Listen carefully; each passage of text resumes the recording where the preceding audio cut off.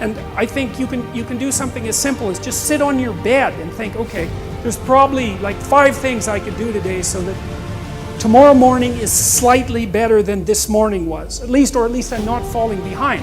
And those will usually be, it's like having to eat a toad in the morning, right? It's like, it's not going to be something you want to do. There'll be things you're trying to avoid. They're snakes, essentially. But if you ask yourself, like you're asking someone, which I think is a form of prayer, if you ask yourself, instead of telling yourself, what is it that I could do to set things more right today that I would actually do? It's usually some small thing because you're not that disciplined, Then you can go do it. And then you put the world together a little more when you do that. And that spreads out.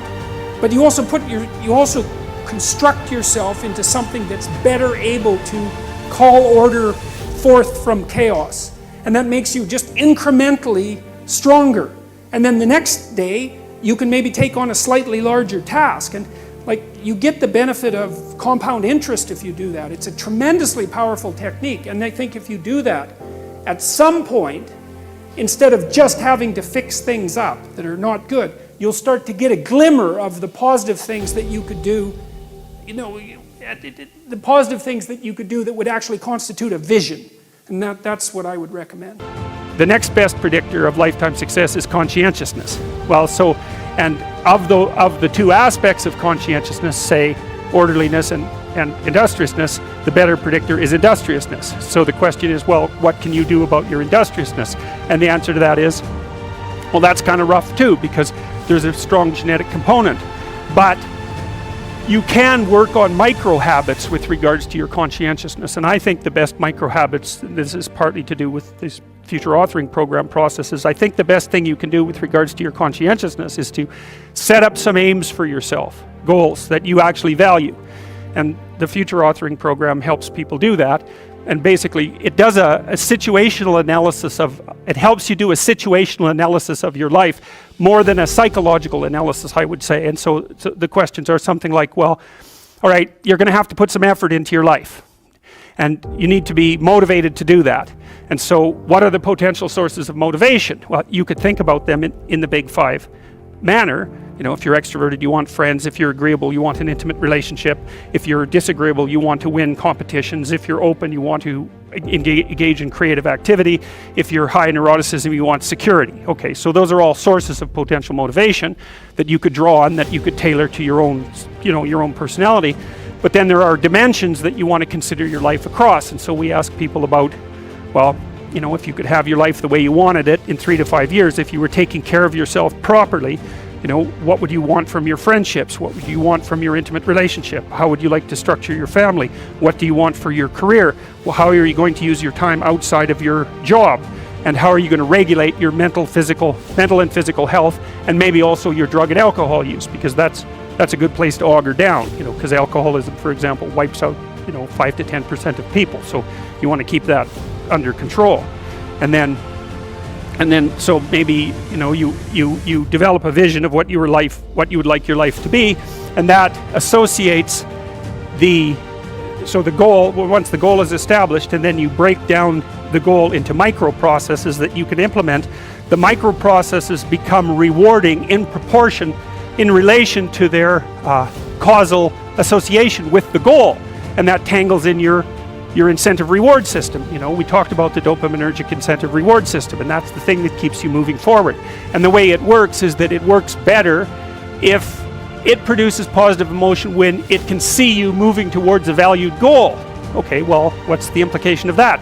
Better have a valued goal, because otherwise you can't get any positive motivation working out. And so the more valuable the goal, in principle, the more the micro processes associated with that goal start to take on a positive charge. And so what that means is, well, you get up in the morning and you're excited about the day, you're ready to go. And so as far as I can tell, what you do is you specify your long-term ideal. Maybe you also specify a place you want to stay the hell away from, so that you're terrified to fail as well as excited about succeeding, because that's also useful. You specify your goal. You do that in some sense as a unique individual. You want to specify goals that make you say, oh, if that could happen as a consequence of my efforts, it would clearly be worthwhile. Because the question always is, why do something? Because doing nothing is easy. You just sit there and you don't do anything. That's real easy. The question is, why would you ever do anything? And the answer to that has to be because you've determined by some means that it's worthwhile. And then the next question might be, well, where should you look for worthwhile things? And one would be, well, you could consult your own temperament. And the other would be, well, you kind of look at what it is that people accrue that's valuable across the lifespan. So you do a structural analysis of the subcomponents of human existence, and I already did that. You need a family, you need friends. Like, you don't need to have all these things, but you better have most of them. Family, friends, career, educational goals, plans for, time outside of work, attention to your mental and physical health, etc. That's what life is about. And if you don't have any of those things, well, then all you've got left is misery and suffering. So that's a bad deal for you. So once you set up that goal structure, let's say, and that's really in many ways that's what you should be doing at university. That's exactly what you should be doing, is trying to figure out who it is that you're trying to be, right? And you aim at that, and then you use everything you learn as a means of building that person that you want to be. And I really mean want to be. I don't mean should be. Even those things are going to overlap. And it's important to distinguish between those, because that's partly, and this is back down to the micro routine analysis. So if I was saying, well, you're going to try to make yourself more industrious, okay, number one, specify your damn goals, because how are you going to hit something if you don't know what it is? That isn't going to happen. And often people won't specify their goals too, because they don't like to specify conditions for failure. So if you keep yourself all vague and foggy, which is real easy, because that's just a matter of not doing as well, then you don't know when you fail. And people might say, well, I really don't want to know when I fail because that's painful. So I'll keep myself blind about when I fail. That's fine, except you'll fail all the time then. You just won't know it until you've failed so badly that you're done. And that can easily happen by the time you're 40. So I would recommend that you don't let that happen. So that's willful blindness, right? You could have known, but you chose not to. Okay, so once you get your goal structure set up, you think, okay, if I could have this life, it looks like that might be worth living, despite the fact that it's going to be, anxiety provoking and threatening, and there's going to be some suffering and loss involved and all of that. Obviously, the goal is to have a vision for your life such that, all things considered, that justifies your effort. Okay, so then what do? Well, then you turn down to the micro routines. It's like, okay, well, this is what I'm aiming for. How does that instantiate itself day to day, week to week, month to month?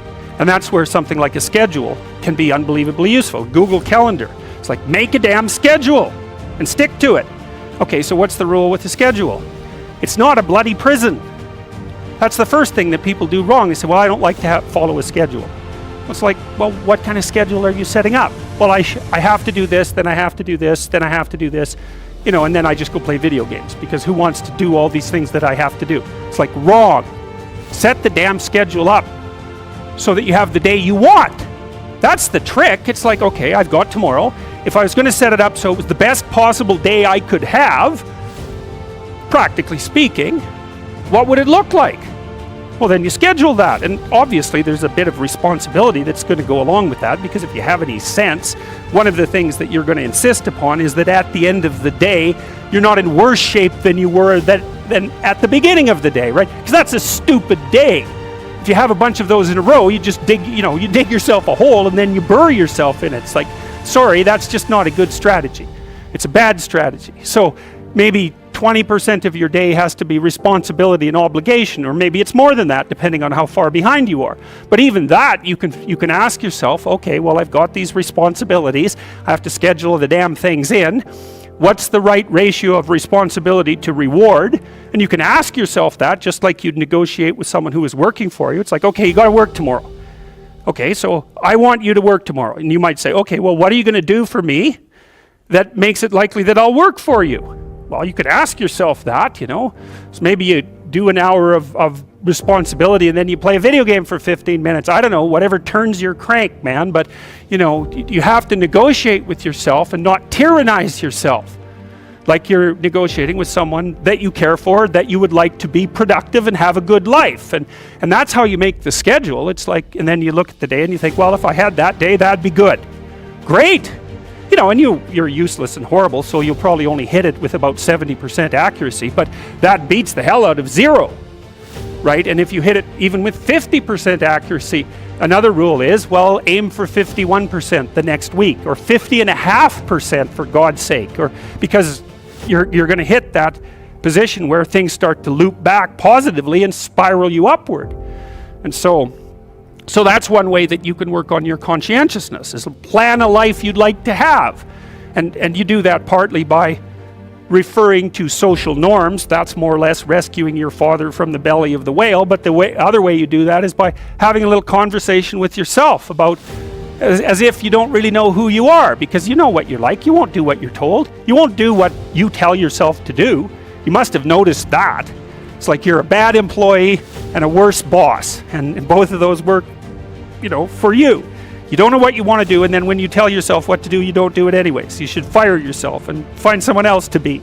But you know, my point is that you have to understand that you're not your own servant, so to speak. You're someone that you have to negotiate with, and you're someone that you want to present the opportunity of having a good life to. And that's hard for people because they don't like themselves very much. So, you know, they're always like cracking the whip and then procrastinating, and cracking the whip and then procrastinating. And it's like, God, it's so boring and such a pathetic way of spending your time. And you know what that's like because you probably waste like 6 hours a day. And I think we did an economic calculation about that a while back, right? Your time's probably worth $50 an hour, something like that. I mean, you're not getting paid that now, but you're young, and so this is investment time, and what you do now is going to multiply its effects in the future. So let's say it's $50 an hour, which is perfectly reasonable. So if you waste 6 hours a day, and you are, then you're wasting about $2,000 a week, or about $100,000 a year. So like, go ahead, but that's what it's costing you every hour. And you need to know what your damn time is worth. So let's say it's not $50, it's 30, whatever. Maybe it's 100, it's somewhere in that range. One of the things you should be asking yourself is, when you spend an hour, was that, well, would have I paid someone $50 to have had that hour? And if the answer is no, it's like, well, maybe you should do something else with your time. And it depends on whether or not you think that your time's worthwhile. But the funny thing about not assuming that is, if you assume your time isn't worthwhile, what happens is you don't just sit around sort of randomly in a state of responsibilityless bliss. What you do is you suffer existentially. And so that seems like a stupid solution.